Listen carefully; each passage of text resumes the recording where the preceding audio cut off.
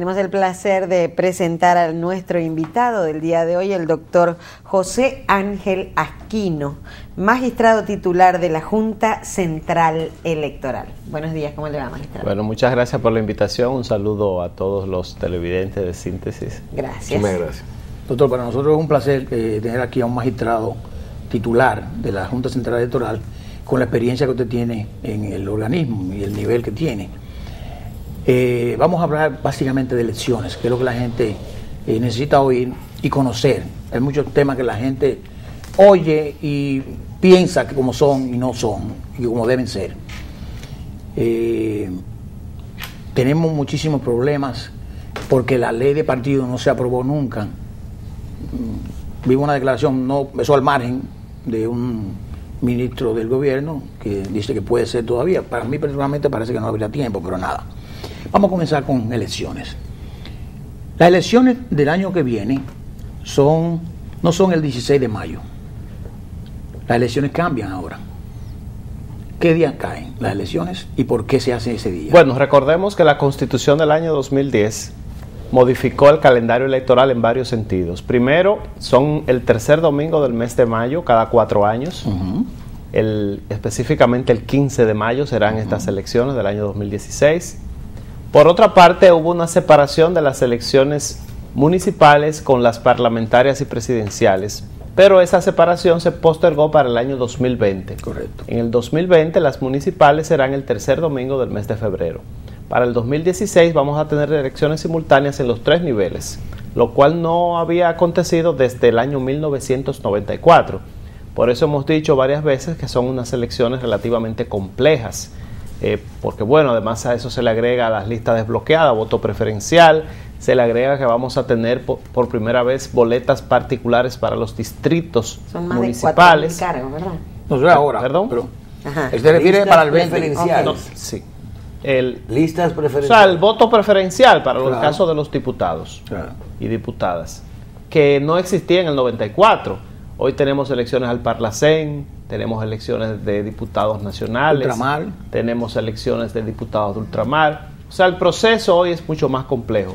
Vamos probablemente a tener unos 17.000 colegios electorales. Habíamos tenido unos 13.000 en las elecciones pasadas y alrededor de 90.000 personas trabajando en los colegios electorales en ese día.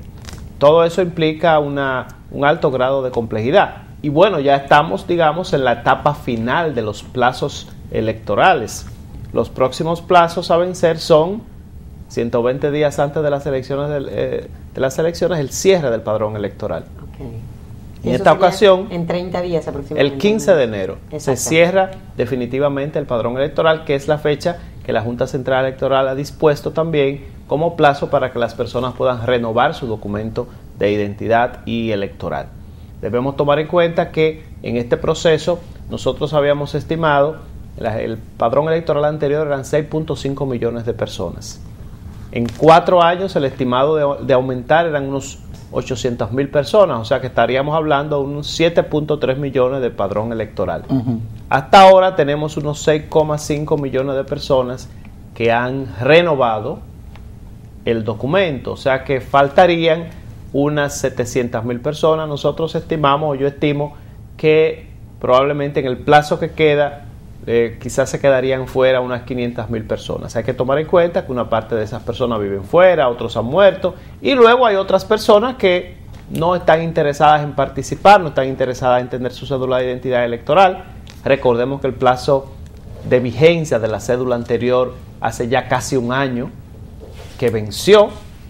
O sea que muchas de esas personas que no han renovado no podrán votar.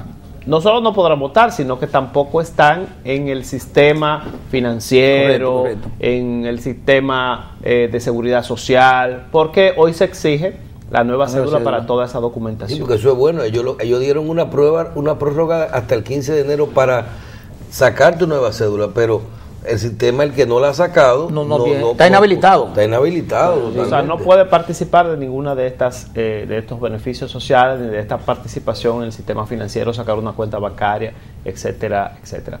Es normal que en procesos de cedulación una parte de la población no cumpla, salga por diferentes circunstancias. Por ejemplo, aquí nosotros tenemos todo lo que tiene que ver con con las personas que fallecen, un sistema muy complicado de declaraciones de defunción. Tiene que ser un familiar que vaya a declararlo, hay un plazo fatal de 48 horas, después es una declaración tardía que tiene que ser sancionada por un tribunal, y por eso hay un subregistro desde hace mucho tiempo en ese sentido. Pero bueno. Pero perdóneme, magistrado, creo que es oportuno interrumpirlo en ese punto. Sí. Yo recuerdo que cuando uno iba al cementerio a enterrar un pariente, había una oficina, no sé si era una oficialía pequeña o algo. Sí, hay una delegación de la oficialía del Estado Civil. Correcto. Se llama delegación de defunciones. Ok, donde uno entregaba la cédula. Así es. Y quizás el acta de defunción, no sé. El acta de enterramiento. Enterramiento, correcto. Yo me acuerdo perfectamente de eso. Y eso se supone que era el documento primario para afectar el padrón electoral, se supone. Así es. Eso de cédula. Sí, pero es para decir que en el padrón de votantes esa persona no debe aparecer. Claro. Cédula que implica, recuerden, la cédula, el maestro de cedulados tiene dos tipos de personas. Tiene las personas que van al padrón electoral, pero también tiene los que no van, correcto, que son los menores, militares y extranjeros residentes. Exactamente. Entonces, yo recuerdo eso desde cuando yo vivía en Villa Altagracia, íbamos ahí, se murió fulano, el muerto no llevaba la cédula, había problemas para enterrarlo. Sí. O sea, había problemas con el muerto. Entonces, eso se sigue haciendo. Se sigue haciendo, pero siempre ha habido una serie de histórica de déficit en ese procedimiento que ha hecho que en muchas ocasiones no se complete con el proceso de declaración de defunción. Muchas personas, por ejemplo, quieren guardar la cédula del muerto por un asunto sentimental, no completan el proceso de declaración de defunción, y sobre todo que es un proceso manual. Sí. Y entonces, aunque se hace la declaración de defunción, esa declaración de defunción automáticamente no se expresa en el maestro de cedulados. Claro. Es como los divorcios. Aquí una persona se divorcia y hasta ahora es él mismo que tiene que ir a su oficialía de origen a decir que se divorció. Exacto. Entonces muchas veces aparece casado. Sí. Uno de los temas pendientes en materia de registro civil de la Junta es precisamente que todos estos sistemas puedan automáticamente chocar para que esté actualizada la base de datos y la situación de la persona en términos del Estado civil. Pero la Junta ha avanzado tanto, perdóname, Michelle, ha avanzado tanto desde el punto de vista tecnológico, que ese es un tema entonces todavía pendiente. Sí, ese es un tema pendiente. Porque algo hay que hacer, porque eso inclusive afecta a las estadísticas en sentido general. El padrón de la Junta Central Electoral no se usaba para votar, lo usan para la gente de la seguridad social, la gente de los programas sociales. Y la Oficina Nacional de Estadística. Y la Oficina Nacional de Estadística, la ONE. O sea que en realidad es un punto importante. O sea, el muerto, bueno, ya no puede estar hábil. Y hay muchos todavía. Y recuérdense que antes los muertos votaban. Lógicamente eso ya pasó. Pero los muertos votaban antes. Sí, hoy para este proceso habrá algunas innovaciones tecnológicas que van incluso a limitar más esa posibilidad. Tenemos, por ejemplo, la utilización de las llamadas captahuellas, que países como Brasil y Venezuela usan desde hace mucho tiempo y que permiten una identificación digital de la persona al momento de votar. Recordemos que históricamente la identificación ha sido mediante un listado en el cual la persona se identifica y firma. Claro. Ya con la captahuella es una identificación mucho más precisa en base a la huella digital que está registrada en este proceso de cedulación, aunque no tenemos una cédula con chip como muchos queríamos, pero sí tenemos por lo menos una cédula biométrica que tiene la huella digital. El otro elemento tecnológico es el llamado escrutinio electrónico, en el cual se está trabajando para tratar de que en cada colegio electoral los resultados sean tan fidedignos, porque la mano humana se reduzca, la intervención humana. Sí. De manera el riesgo. Y el riesgo. La votación será como tradicionalmente se hace, en papel, con un crayón, pero al momento de contar ya será una máquina que lo hará, y eso estará sujeto desde luego a las auditorías y control de los partidos políticos. Y si ya nosotros tenemos los datos biométricos ahora en este proceso que ustedes realizaron de otorgar la nueva cédula, ya más de 6 millones de dominicanos, tenemos los datos biométricos de todos los que ya tenemos esta nueva cédula, y ahora va a haber una comprobación de la huella digital a la hora de votar. ¿Eso no significa que estamos cerca ya del voto electrónico para las próximas elecciones? Sí, prácticamente el único momento de la jornada electoral que falta es el de votar. Ya nosotros tenemos la transmisión electrónica desde hace varios procesos, una de las transmisiones electrónicas incluso más moderna de América Latina. Tenemos en este proceso ya el padrón electrónico y vamos a tener el escrutinio electrónico. Faltaría la votación en sí. O sea, que no te van a tener que buscar los listados. Tú llegas y aparece... Hay una computadora en los 17.000 colegios. Habrá una máquina captahuella que tiene el padrón insertado y ahí usted sale. Ahí está Michelle. Ahí le va a salir huella, su foto exactamente. Y va a salir su comprobación. Los partidos tendrán desde luego su padrón y harán la comprobación manual. Sí. Pero lo importante es que va a salir la identificación de esa persona de manera electrónica. O sea, una máquina habrá, Sí. una sola. Recordemos que está separada de la máquina de escrutinio, porque yo recuerdo que en el año 1995-96, cuando comenzaba en Venezuela el voto electrónico, una de las quejas era que estaba todo integrado y que se podía identificar por quién votaba la persona. Aunque esto ya la tecnología de hoy permite superarlo, de todas maneras van a ser máquinas separadas. Ahí es importante destacar que siempre el voto electrónico ha sido paulatino en todos los países, incluso en Brasil, que tiene una tecnología, digamos, más sencilla. Nunca ha sido implementado de un día para otro, porque también hay una tradición electoral que ir respetando y que ir poco a poco desmontando, amoldando. Y la gente entiende como una despersonalización, quizás. Hasta cierto punto, incluso hay países como Alemania que lo ha declarado inconstitucional, porque entiende que no refleja realmente la voluntad del elector. Yo no llego a afirmar eso jamás. Me parece que el voto electrónico es un avance. Lo que sí hay que hacer es implementarlo. Pienso que en eso la Junta ha tenido actuado de manera apropiada, de manera paulatina. Magistrado, el voto secreto es una ley, ¿qué es? Es parte de la... Parte de la esencia. Es un derecho. Parte de la esencia de la democracia, diría yo. Pero y a la hora de usted menciona, y es cierto, a la hora de usted tener un voto electrónico, se puede determinar perfectamente quién votó por en las tecnologías anteriores, pero ya hoy no. Porque, por ejemplo, en los casos que nosotros conocemos, cuando se vota, hay auditorías electrónicas que permiten verificar que no ha habido forma de identificar al elector.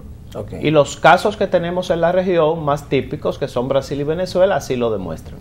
O sea, no hay forma de identificar por quién vota una persona. Ese secreto del voto, cuando se interrumpe, vamos a suponer, que la ley efectivamente merece la anulación del voto. O sea, yo voto y me paro. Y se toman fotos, enseño, muchos políticos que... Digo, ha pasado, no viene al caso. ¿Por qué viene esa regla de la democracia, del voto libre, secreto, directo? Porque antes en muchas se alegaba que la persona vendía el voto.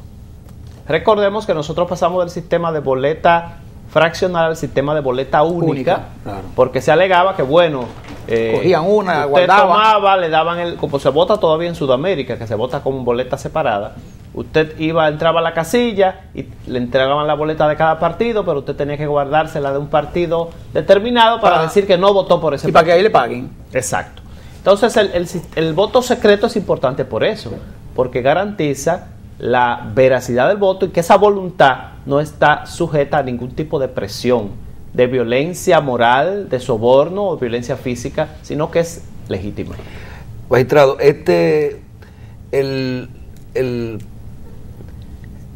usted menciona que en los 17.000 colegios electorales va a haber una máquina captahuellas y que esa máquina captahuellas tiene el padrón electoral.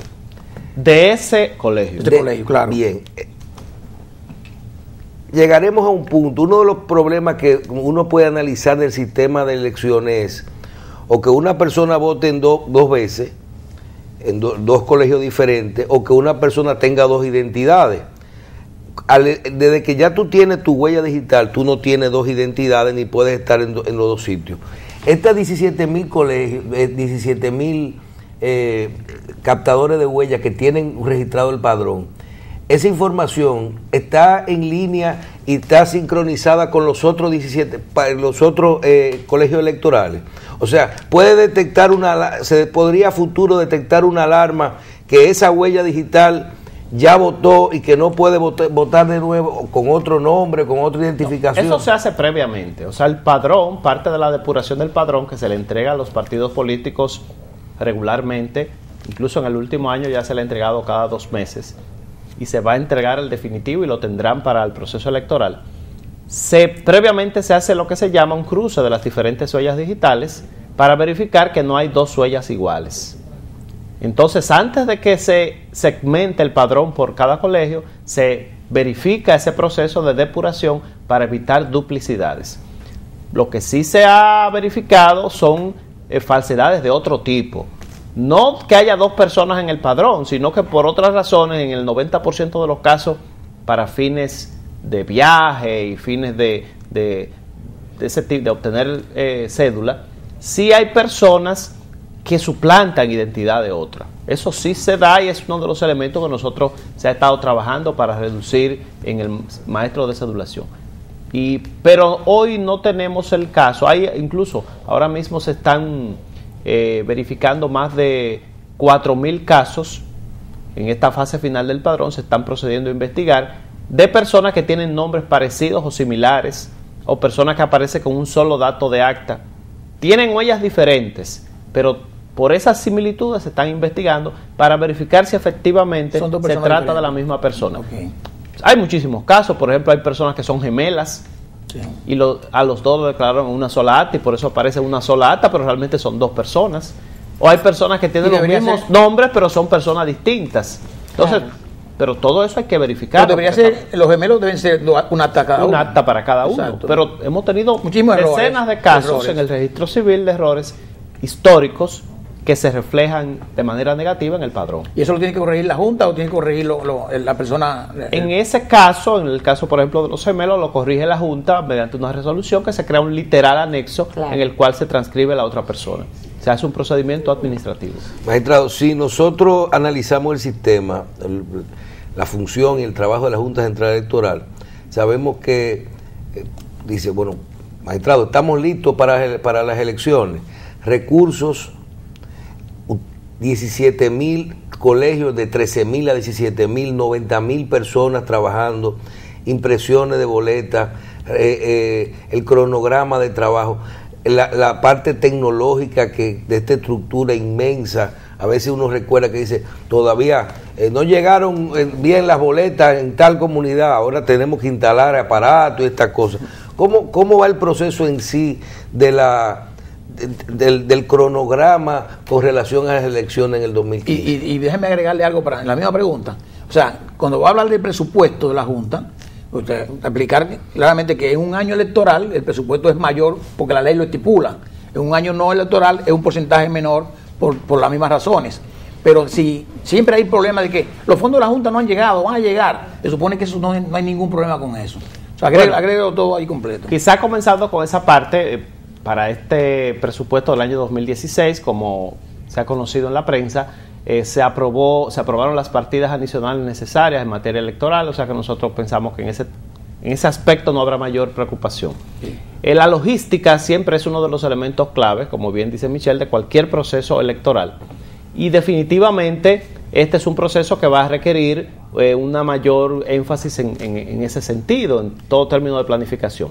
Por ejemplo, ya hay más de 100.000 personas que han sido captadas para participar en los colegios electorales.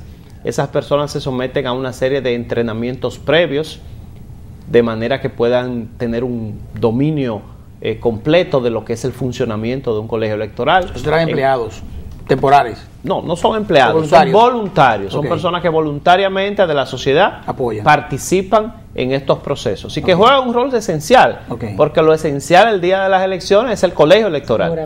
O sea, el voto en República Dominicana reposa y lo custodia el ciudadano. Sí. Después que lo custodia el ciudadano, va a cada junta electoral en los municipios, que es quien lo cuenta. Claro. Perdón, que es quien lo totaliza. Lo cuenta el colegio y lo totaliza la Junta Municipal Electoral. La Junta Central Electoral lo que hace entonces es que totaliza lo que hace cada municipio. Claro. Por eso es muy desconcentrado el proceso, real y efectivamente hablando. Entonces toda esta parte de logística marcha muy bien. Hay una serie de plazos electorales y administrativos que se han ido cumpliendo, y en sentido general podemos decir que en esa parte no tenemos una mayor preocupación. Hay juntas electorales en cada municipio que han tenido ya más de 10 años organizando elecciones, 10, 15, 20 años. Mucha experiencia. Y esa experiencia se va también a reflejar ahora. Nosotros estamos en un momento importante de los plazos, decía, el cierre del padrón son 120 días antes, luego tenemos la proclama electoral a más tardar 90 días, luego tenemos el plazo de las alianzas electorales, 75 días, candidaturas 60 días. O sea, ya nosotros empezamos a transitar el tramo final del proceso electoral. Las preocupaciones de la Junta Central Electoral, digamos, tienen que ver más que con la organización logística del proceso, con el tema de la campaña electoral y la equidad en el proceso electoral. Esas han sido nuestras grandes preocupaciones y por eso desde hace más de un año propusimos, desde el año 2011 realmente, o sea, desde el proceso anterior, un proyecto de ley de partidos y un proyecto de ley de régimen electoral. Claro. Porque, bueno, lo que se ha visto reflejado en estos días, los partidos políticos han perdido la capacidad de arbitraje interno.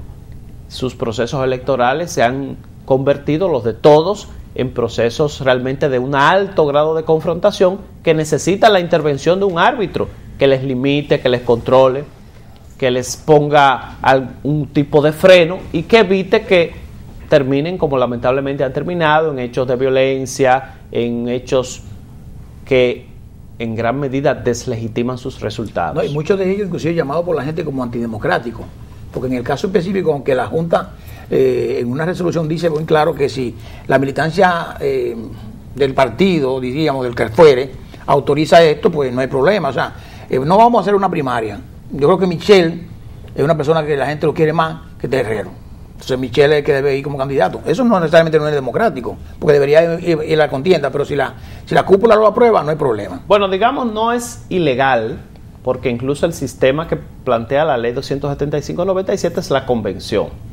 Pero recordemos que la Constitución de la República, por primera vez en toda su historia, consagró como de la esencia del funcionamiento de los partidos políticos, en su artículo 216, la democracia interna y la transparencia. Claro. Entonces no hay democracia interna cuando no hay una participación de las bases en la escogencia de sus candidatos y de sus autoridades. Y ahí no hay magistrado en el tema de los partidos. Yo estaba buscando algo de estadística, pero no lo tengo. No hay algo, por ejemplo, en la parte de las convenciones internas y de la elección. Una cosa es la Constitución, una cosa es la ley de partido, lo que puede ser.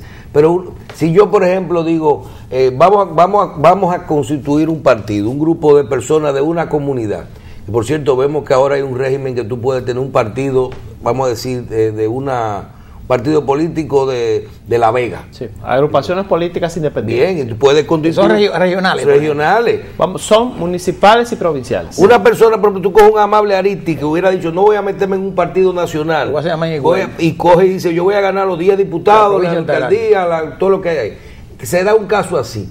Cuando uno se sienta y construye los estatutos de su partido, esos estatutos contemplan mecanismos. Claro. Que pueden decir, por ejemplo, que pueden permitir, bueno, la cúpula elige los costos. Eso no va en contra de lo que la misma Constitución o de lo que puede hacer una ley de partido. Precisamente va en contra de la Constitución porque eso no es democracia interna. Entonces, estatutos así nunca serían aprobados por una Junta Central. No deberían ser aprobados. Por eso recuerden que la Constitución es reciente, del año 2010. Se fijó incluso un plan para aprobar la ley de partidos. Está en la Estrategia Nacional de Desarrollo. Claro. En la Estrategia Nacional de Desarrollo 2030, consagrada mediante una ley, se dice, a más tardar el 15 de enero de 2015, tenía que estar aprobada la ley de partidos. Claro. Ahora, ¿qué es lo que pasa? En la mayoría de los países de América Latina se ha aplicado el principio de que si los partidos son el instrumento de la democracia, ellos mismos tienen que ser democráticos. En Argentina, en Chile, en sitios tan cerca como Honduras, las elecciones primarias son obligatorias. Y para usted ser candidato tiene que ir a una elección primaria y sacar un determinado porcentaje de votos. Por ejemplo, en Argentina, obligatoriamente. Sí, si en Argentina usted no saca más de 5% del padrón en una primaria, usted no puede ser candidato. Exacto. Pero tienen una ley de partido. Está correcto. Tienen una ley de partido. Está establecido en la Constitución y en la ley de partidos. O sea, la tendencia en América Latina es a la democratización. Nosotros hemos venido de un sistema en la primera década de este siglo en que hubo 3 grandes partidos que hicieron primarias, con una participación tremenda. Por ejemplo, en la última elección primaria casi 1 millón de personas votó, tanto en las primarias del PRD como la del PLD. Sin embargo, en este último proceso electoral, en ese aspecto hemos involucionado, porque prácticamente las primarias se han reducido sustancialmente. Claro. Ha habido muchos acuerdos de cúpulas, sí. y eso no es bueno para la democracia. Magistrado, usted acaba, yo creo que de dar donde los partidos, por eso es que, o sea, queriendo supervisión posible de la Junta para manejar procesos tan grandes, porque uno nada más tiene que ver cuánto le cuesta a la Junta manejar unas elecciones. Claro. Y eso mismo, el PLD en el pasado, yo creo que fueron 4.000 colegios que tenían ahora mismo para las primarias. Tenía un padrón de 2,7 millones de personas. Oye, tú estás hablando con un presupuesto de ínfimo para lo que cuesta un proceso así, poderlo manejar de forma organizada. Pero usted acaba de decir lo que, si la Junta participa como supervisor de los procesos internos de los partidos, le van a contar los votos de las convenciones. Bueno, por ejemplo... Porque es que aquí fácilmente usted ve cuando dan los resultados que dice, ok, estamos bien, vamos a pelear, pero todo con un 0 a la derecha. Vamos a echar un pleito. Oye, votaron 135.000, hay que decir que votaron 500.000. Todo es por 5. Si tú sacaste 3 y echan su pleito y se bajan, tú ves que tiran silla en el Dominican Fiesta. Entonces tú dices... Hace mucho de eso. Una de las características de una intervención de los órganos electorales en los procesos internos es el control del padrón electoral y de los resultados. O sea, tú vas a Colombia, Panamá, para hablar de países más cercanos a nosotros, y el órgano electoral es que controla el padrón. No es que tú dices que tú tienes tanto, no. Es que el padrón se controla y se choca con los demás padrones. Se verifica que no hay doble militancia, porque normalmente eso está prohibido, y que efectivamente esas son las personas del padrón. Y luego hay un control sobre los resultados. Nosotros tuvimos una experiencia positiva en el año 2008, en el año 2010. Si ustedes recuerdan, la Junta Central Electoral supervisó las convenciones de los partidos. Es correcto. Y no hubo incidentes como los que se han registrado. Por eso nosotros somos de los que creemos que aunque no haya ley de partidos, la Junta Central Electoral debió intervenir en estos procesos. Entonces involucionamos. Claro, porque es que cuando el árbitro interviene, los contendientes se moderan. O sea, si hay una pelea de boxeo, hay respeto. Y el umpire que está ahí se retira del ring, ¿qué va a pasar? Bueno, se van a violar las reglas. Claro. Pero el umpire está ahí limitando a los dos boxeadores para que no se pase. Sí, pero magistrado, ahí que te el avance. Nosotros tenemos un caso de ayer que nos reímos muchísimo. Una familia del sur del país. En esa familia son 4 miembros que votan y realmente están bien divididos a nivel de partido. Es más, se parecen a los números de... Hay 2 del PLD, uno del partido del PRM y hay un reformista. Está bien, como ella, se parecen a como tal. Y los 4 miembros votaron en la convención del PRM cuando fue Miguel Abinader, y los 4 votaron ayer. En la de ayer le dieron 700 pesos. Ese es otro tema, el tema del clientelismo político. Pero es una locura, ¿cómo pueden tener los 2 padrones, magistrado? Y que ese tema del clientelismo político les resta importancia y calidad a la militancia partidaria. Claro. Porque, ¿por qué usted quiere ser militante si una persona que no es militante porque le den algún monto de hoy a mañana viene? Hay algo importante, cuando las primarias son organizadas, son apropiadas, son tranquilas, eso tiene un efecto positivo en las elecciones. Seguro que sí. Ahora, cuando son como han sido hasta ahora, controversiales, así van a seguir. Eso se refleja negativamente en las elecciones. Recordemos que venimos a unas elecciones que vamos a tener un voto preferencial. La mayor disputa probablemente en este proceso electoral no sea entre partidos diferentes, es muy probable que sea dentro de los mismos partidos políticos. Por ejemplo, en el tema del voto preferencial, que un diputado va a luchar por el voto con otro diputado de su mismo partido. Claro, ahí viene un comportamiento. Si nosotros no controlamos a tiempo ese proceso, vamos a tener un proceso muy conflictivo. Ya la ley de partidos, yo soy de los que digo que estamos tarde, porque la ley de partidos esencialmente es para regular las primarias. ¿Estás de acuerdo conmigo? Ya las primarias pasaron, ya los candidatos se escogieron. ¿Ya para qué es necesario ahora? Ya la ley de partidos hoy no tiene ningún sentido. La que sí es necesaria es la ley de régimen electoral. Pero perdón, el ministro, para entrar en particular, aunque usted como juez no va a entrar en consideraciones, dice un punto en particular, porque eso lo que hace es que si lo aprueba este Congreso, ese Congreso no tendría conflicto de intereses para las próximas elecciones. Sí, eso está bien. Eso por lo menos es un punto importante. Además que lo aprueben ya, aunque sean para el 20. Bueno, Si tienen tiempo. Si se aprueba, que se apruebe. Lo que yo digo es que para este proceso electoral no va a aplicar, no va a haber ninguna incidencia. Eso. Que para este proceso electoral lo que más necesitamos es la ley de régimen electoral. Una ley que controle, señor, el uso de los recursos del Estado. Ahí va. Yo sé que vamos a ir a una pausa. La campaña. Usted habló de equidad. Cuando vengamos, vamos a hablar de esa equidad en la campaña. Perfecto. ¿Verdad? Permítanos hacer una pausa. Venimos inmediatamente. No se vayan.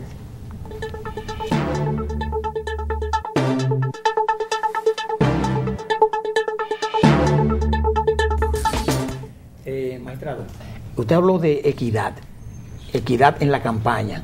Equidad, no estamos hablando de género, vamos a entrar de género un poquito más adelante. Mire, por ejemplo, cómo los partidos, por la ley de partido que no se hizo, recaudan fondos. Yo recibí un email de Ricky Martin el domingo. ¿Cómo? Sí, pero un email global. No, tú lo recibiste porque tú estás en la red de él. Yo estoy en la red de Hillary. Ah, ok. Entonces, él está llamando a la comunidad LGBTB para que apoyen fondos para la campaña de Hillary. Pero cuando usted va a donar, tiene restricciones. Claro. Dice, usted tiene que ser norteamericano, usted tiene que ser esto, mayor de edad, usted tiene que aquello, y justificar los fondos. Y su dinero es público, y si es dinero público, no puede participar. Aquí no hay nada de eso.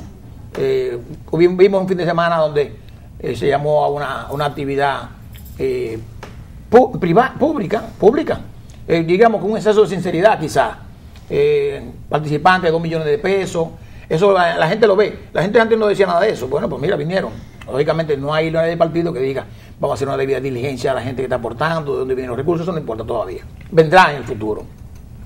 Háblame de equidad, cuando hablo de equidad es porque en los fondos del Estado, que el presidente garantiza que no se va a usar, primera vez en la historia el déficit fiscal no va a aumentar en una campaña electoral. Eso es importante. Estamos avanzando. Háblame de eso, de equidad. Bueno, el tema de equidad tiene mucho que ver con que en la competencia político-electoral se supone que los contendientes deben partir de un punto de partida más o menos aproximado.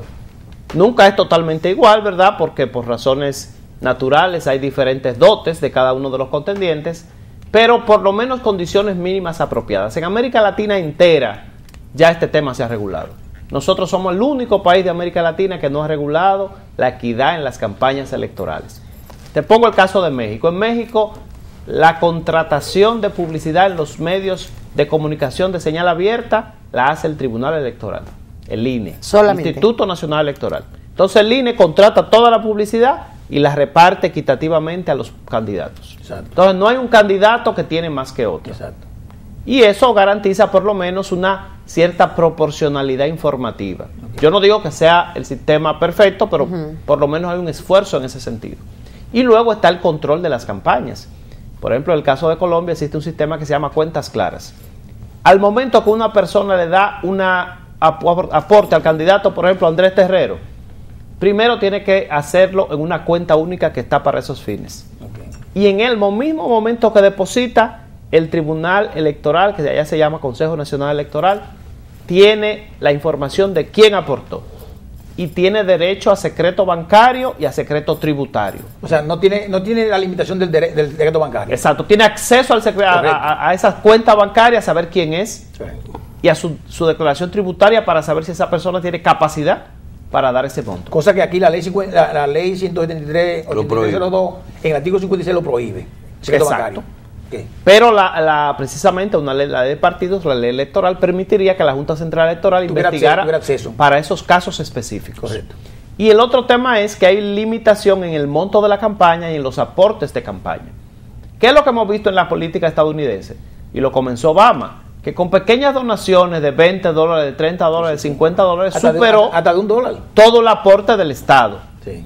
Y la idea del sistema estadounidense es que haya muchos aportes para que el candidato no rinda su programa a una sola persona. ¿Y el Estado le aporta a los partidos en Estados Unidos?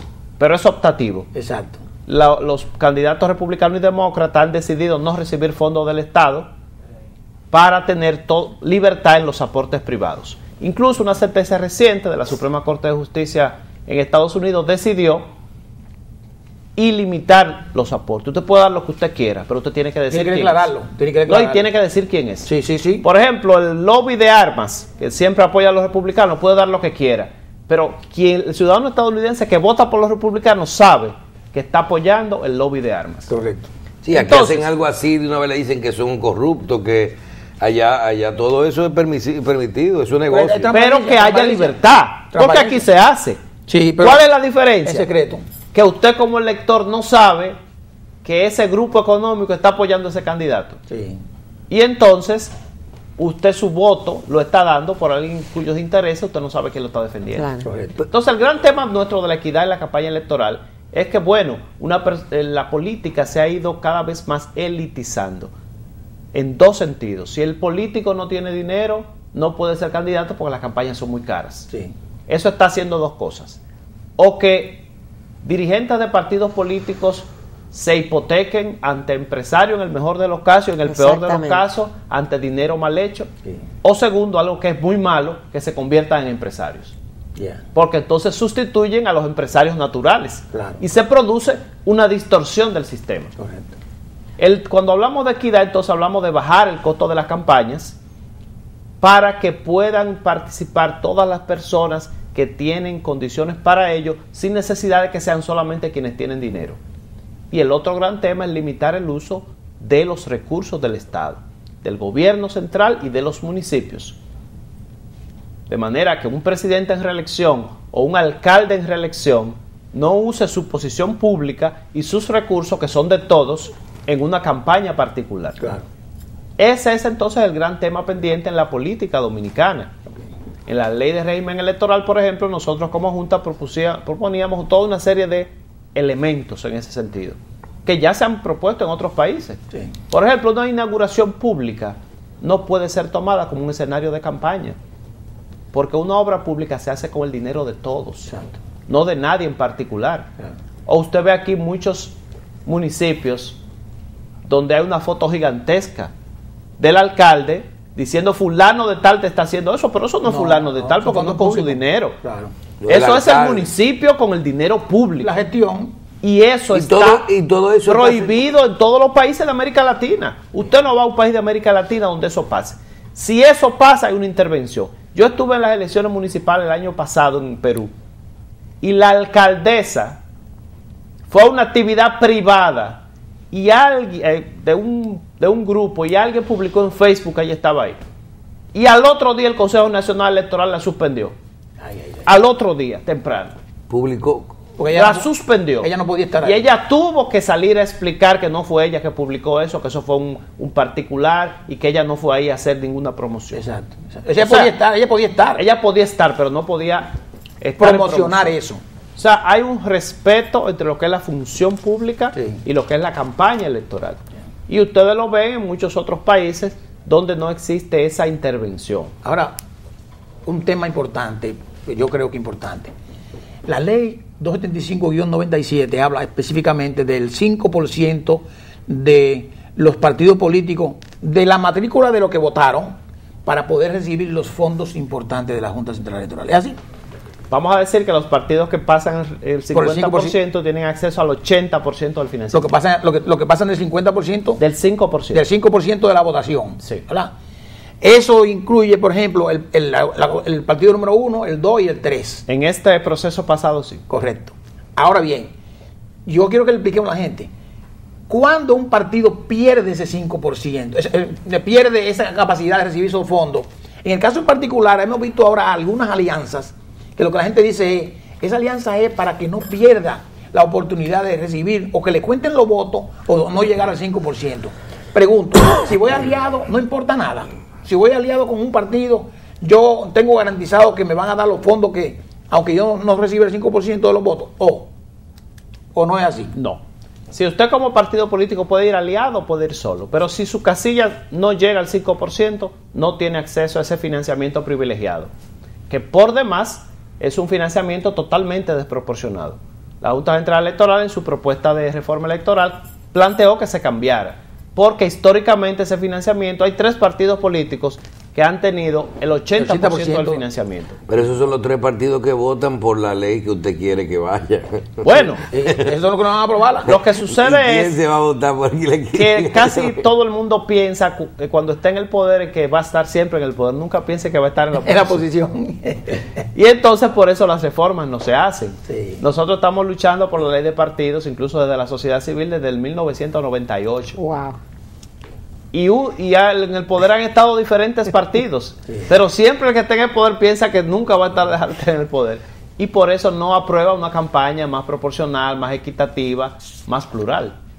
Ese sistema de financiamiento nuestro es uno de los más inequitativos de América Latina. Porque si saca el 4%, no recibo 17 millones, por 17 millones, por ejemplo. Si ha habido casos de partidos que han sacado 4.60. 6, 4.8. Pero no diga que le empujaron un ching a los no. Pues dijeron eso y que le empujaron un ching. No. Se quedó en lo que se tenía que quedar. Bueno, está bien. Magistrado, finalmente, las cuotas femeninas y de la juventud. El 13%. Es difícil aplicarla.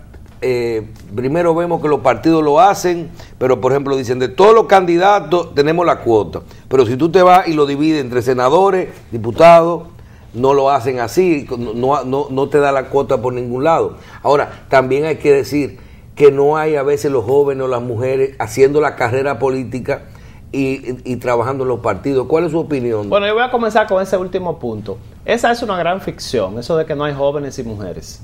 Los partidos políticos están llenos de jóvenes y mujeres. Más aún, los que hacen el trabajo grueso principal son las jóvenes y las mujeres. Pero no marcan en las encuestas. Sí, claro que sí. Y más, muchas veces están incluso más capacitadas. Nosotros como profesores universitarios sabemos que el 70% de nuestras alumnas son mujeres. Y de las que tienen la mejor calificación, el 90%, probablemente. O sea, aquí sobra capacidad en las mujeres y nuestra población. Tenemos una población esencialmente joven. Entonces, no es falta de militancia ni de que no hay mujeres. Es simplemente que hay una cultura machista, patriarcal, que impide que se coloquen en esas posiciones. Los partidos políticos que han privilegiado a la mujer y la juventud en sus candidaturas han triunfado. Señores, lo hizo Peña Gómez en el 94. El PRD venía de una debacle en el 90. ¿Y cómo Peña Gómez levantó el PRD? Con la cuota de la mujer y de los jóvenes. Claro. Debemos recordar. O sea, siempre que se ha tenido una presencia importante la mujer y los jóvenes en nuestras candidaturas. Aunque él no pudo ganar las elecciones. Han tenido, pero en el 94 prácticamente, recordemos que hubo una crisis electoral. Y él quedó en primer lugar en la primera vuelta. Y después ganó en el 98 la congresional y en el 2000 ganó el PRD. O sea, ese impulso inicial, fíjense, llegó hasta el año 2002 que volvió a ganar la congresional. La Junta Central Electoral ha aprobado una resolución sobre cuota femenina de un 33%. Los partidos que no la cumplan se les va a rechazar la candidatura, como se le ha hecho en otras ocasiones. Que quede claro eso, ¿verdad? Que quede claro eso. Que quede claro. No se le va a aceptar la candidatura a los partidos políticos que no cumplan esa cuota. Y se estableció claramente por cada jurisdicción, por cada circunscripción, dónde debe ir la mujer mínimamente y cuántas mujeres tienen que ir. Yo sé que el tiempo se terminó, pero las circunscripciones son importantes. No vamos a hablar de nadie en particular, pero se ha dicho de un candidato que puede estar en un sitio, que estaba aquí, que estaba allá, qué sé yo cuándo, o un candidato que se fue, que renunció a Juan Bosch y Juan Bosch no le puede responder la carta. O sea, Manuel Jiménez no ha renunciado aparentemente. Bueno, la regla en materia municipal es que debe residir, según la ley orgánica municipal, por lo menos un año antes en el lugar donde va a ser candidato. Si no, la candidatura será rechazada. ¿Y eso también para los senadores igual? No, los senadores es diferente a la regla constitucional. La regla constitucional es que usted debe haber nacido en ese país, en esa provincia, o por lo menos haber residido 5 años. Okay. Es diferente. Y este es un año. Sí, pero en el caso de los senadores puede ser en cualquier momento de su vida. No, yo sé. En el caso de los alcaldes, regidores, alcaldes, vocales de distrito, directores de distrito, tiene que ser el último año residiendo ahí. O sea, ya no hay tiempo. Faltan 150 días para las elecciones. No ha residido ahí, no puede ser candidato. El comité político del PLD ya entendió. Magistrado, muchísimas gracias. Muchas gracias. Lo esperamos aquí a principio de año para que nos diga cómo vamos en las elecciones. Muchos temas más de elecciones, que vamos a ver se nos quedan muchísimas cosas. Gracias, magistrado. Muchas gracias. Muchas gracias y bueno, nuestro saludo de los viernes, que hoy es viernes, ¿verdad? Y el cuerpo lo sabe. Así mismo es. Feliz fin de semana.